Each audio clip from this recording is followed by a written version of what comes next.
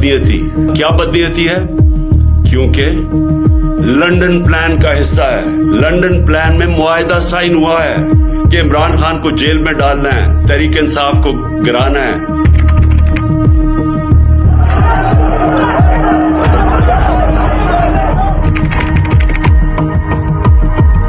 मैं देखती हूँ कि तुम्हारे जैसे गद्दार वतन का टिकट लेने वाला तुम्हें पूरे पाकिस्तान में कोई नहीं मिलेगा। आप टिकट देने के लिए खड़े होंगे इमरान खान साहब, और आपका टिकट लेने वाला कोई नहीं होगा।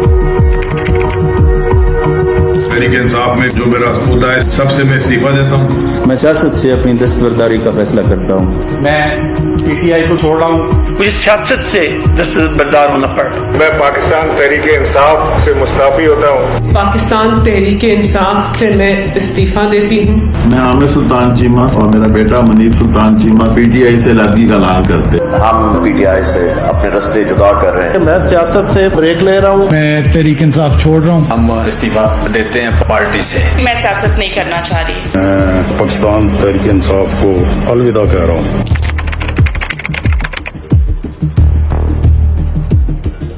इस वक्त इस्लामाबाद में तो ये बात हो रही है कि अगर किसी और ने आना है तो पहले बल्ले को जाना होगा।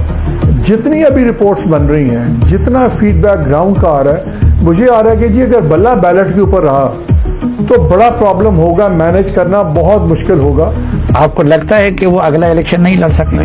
दुनियावी और कानूनी तौर पर नहीं लड़ सकते। कैसे? वो तो अभी तक बाहर है। तो इतनी जो जांच अभी है वो कल भी होगी। जराइम तो हो गए ना। नहीं, वोट पड़ेंगे तब जब कैंडिडेट इनके वो कैंपेन करेंगे। इलेक्शन होंगे कैसे और आपके उम्मीदवार मिलेंगे कैसे और वोट हासिल कैसे करेंगे? पीटीआई की क्या पोजीशन होगी?